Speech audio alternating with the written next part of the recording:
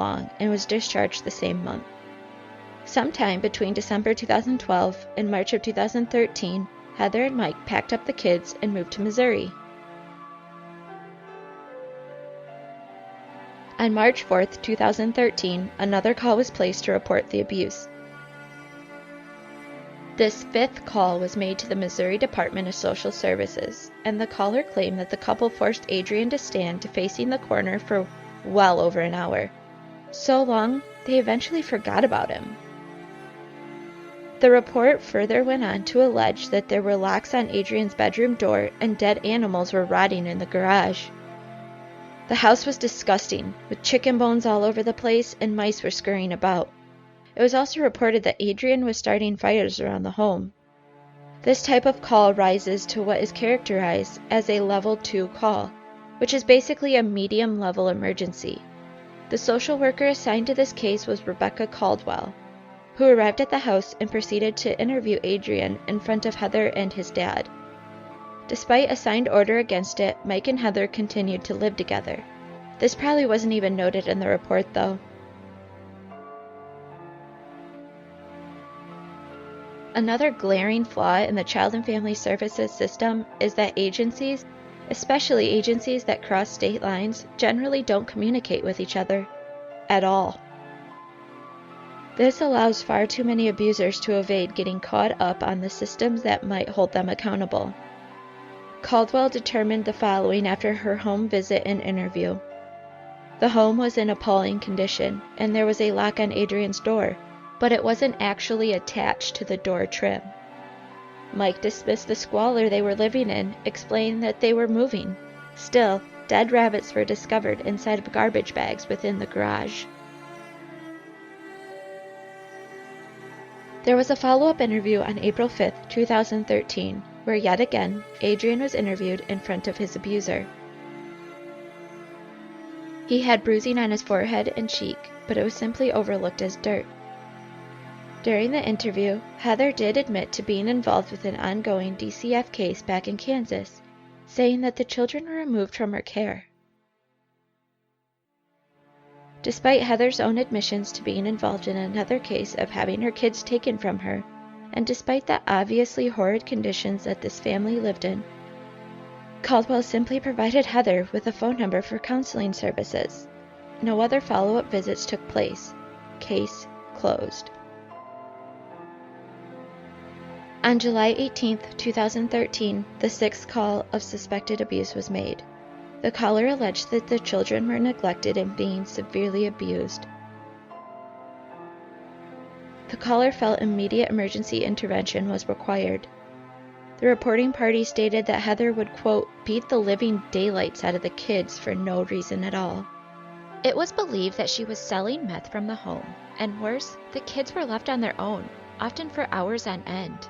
Once again, the call only rose to level 2, and the exact same social worker, Rebecca Caldwell, was assigned.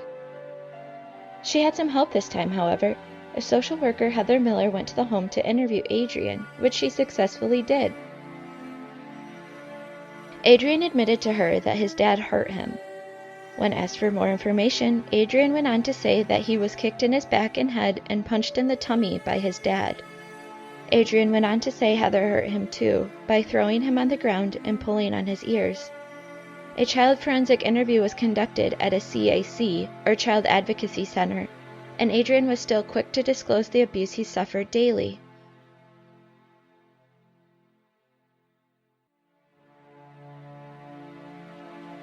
A safety assessment was done and determined that Adrian was not safe in the home with Heather and Mike.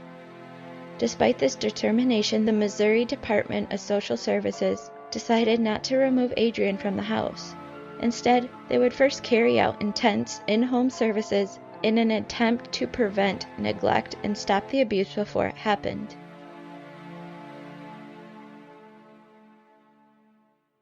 I'll never turn away.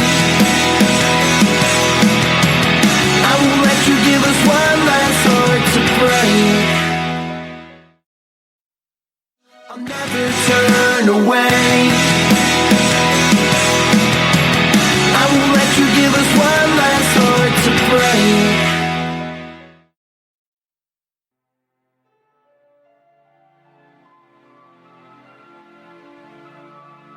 On July 19, 2013, officers, social workers, Mike, Heather, and counselors participated in a team meeting to discuss their approach with the family.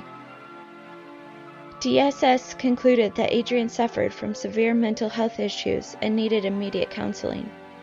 The couple didn't have health care insurance, and Adrian didn't even have a pediatrician. However, the lack of means didn't stop Adrian from needing severe psychological help.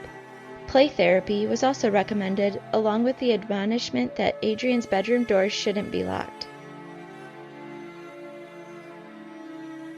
The couple was instructed to get alarms on the doors of the home to keep Adrian safe. They overlooked the fact that the help this little boy needed was to be saved from the very people they seemed determined to leave him with. Additional visits were made to the home on July 22nd and 23rd, yet still, Adrian stayed in his dad's custody. The couple even declined to take the poor child to see a psychiatrist, claiming they didn't believe in modern medicine and therefore wouldn't administer it, or even take him to be evaluated. Heather and Mike spoke with a DSS agent on August 1, 2013, informing the agency that they would no longer be meeting with them because the family was moving back to Kansas. The very same day, DSS closed the case, citing the reason as being that the family was residing in Kansas. Yes, you heard that right. The agency closed the case that very day the couple claimed to be moving. They didn't check into anything, didn't verify a moving address, or even try to set them up with an agency in Kansas. They just said, "Okay, goodbye," and shut the case so fast your head would spin. While the agency was probably so glad not to be rid of these terrible two, they massively failed Adrian in doing so. No action was taken to remove Adrian from Mike and Heather's care, and they didn't even bother to alert the Kansas Child and Family Agency about this couple, or that their home was found to be unsafe. In doing so, they would have to admit they left Adrian in a very toxic, abusive environment. However, someone at the Missouri DSS had a conscience, because on August 9, 2013, an agency caseworker made the 7th call to report abuse in Mike and Heather's home. This report included considerable information, including the fact that a case was opened against the couple in Missouri, but they were defiant and never arrived for appointments. The caller expressed genuine concern over the neglect of getting mental health services for Adrian. Perhaps if they were so concerned, they could have actually removed the child from Mike and Heather, placing him in protective custody pending an investigation, parenting classes, and significant oversight. Something substantial to ensure the little boy could live in an environment where he would be happy and flourish as a young child should. He wasn't even sent to school. The severity of the abuse would have been much too difficult to conceal, so he was homeschooled, and the extended family hadn't seen the children in a long time. They were getting worried. The agency in Kansas reached out to make contact with Heather and Mike, the date of which is unknown. However, when they did speak to someone, the couple claimed they were living in Missouri. The 8th report of abuse call was placed on August 21, 2013. The call was made to the Missouri DSS, who in turn notified the Kansas Department of Child and Families, or Kansas DCF, of the call. This time, the caller reported that Adrian was being neglected. His medical needs weren't being attended to, he was locked in his room all the time, and was a frequent target of Heather's anger. Before they transferred the call to Kansas, the Missouri DSS labeled the call as a level 1, meaning this was the worst type of emergency. The family never really left Missouri. They just didn't want to cooperate with the authorities, so on the same day as that 8th report of abuse, a Missouri DSS caseworker and police officer dispatched to Mike's house located in Plattsburgh, Missouri. Heather answered the door, and not surprisingly, she wouldn't let any of them to enter the home. She tried to claim that Mike didn't have insurance for them, and that she was told to stop giving Adrian his medication. Heather continued to lie, saying that she was told to keep Adrian locked in his room, and completely denied saying they were moving to Kansas. She couldn't tell a straight story to save her life. She even had the nerve to say the family didn't even need the Missouri DSS services that they kept offering her. In another utterly massive failure, The case was set to high risk level on October 7, 2013, but no case was opened. A caseworker named Mary Wheeler signed her name to the report, and her supervisor, Michael Beetsma, agreed with and approved her conclusions. But did nothing. No follow-up, no more phone calls, nothing further was done with a high-risk child abuse case. On February 25, 2014, the 9th call of abuse was placed on the Missouri tip line.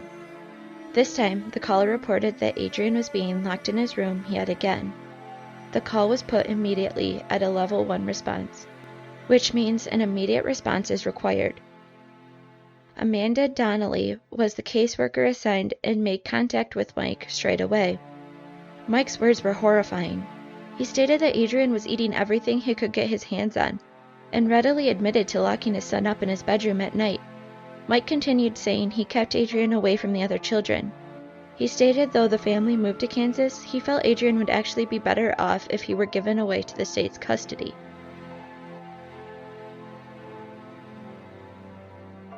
Mike didn't want his son any longer and wanted to get rid of him. He literally tried to give his own child away, as if Adrian were some used piece of furniture that Mike and Heather no longer needed. Caseworker Amanda reached out to Kansas DCF, speaking to Caitlin White. Amanda reported to Caitlin that Mike told her he was living in Kansas with Adrian and the rest of the family.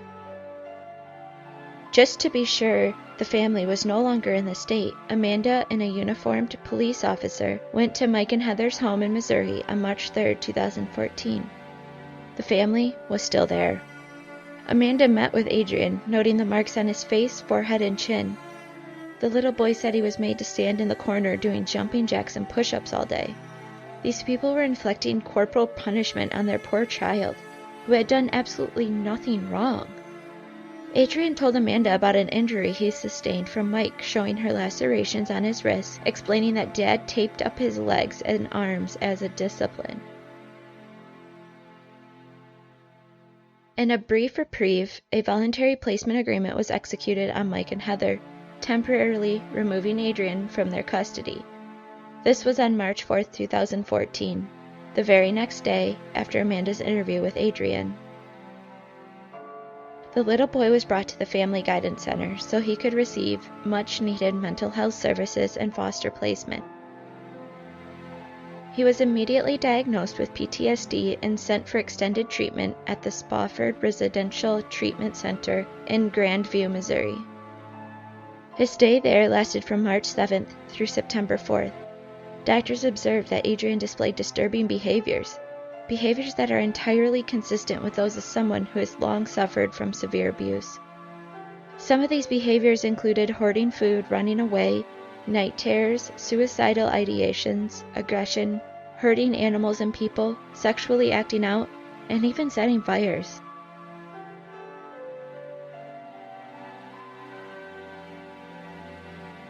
Mike and Heather were required to participate with Adrian's treatment plans, but they flat out refused. Mike repeatedly told doctors that he didn't even want his son to return to the home. Several center employees tried making contact with the couple, but they would not comply with anything they were asked or told to do. Another call was placed on August 28, 2014, reporting Mike to Missouri DSS for failure to meet the standards established to restore his custody rights. While the call was put to the Missouri hotline, which is where they were, Mike's address read 5201 North 99th Street, Kansas City, Kansas. For those keeping track, this was the 10th call made. Despite this call, and despite Mike's insistence that he didn't want his son, the Spofford staff released Adrian into Mike and Heather's custody on September 4, 2014 at approximately 8 o'clock a.m. The center never bothered to follow up on the little boy's care. No one really even seemed to know what was going on. The moment he was released, they picked up and moved to Kansas. For real this time. Why and how could this have possibly happened? This poor little boy was so horribly and obviously abused and severely traumatized because of it.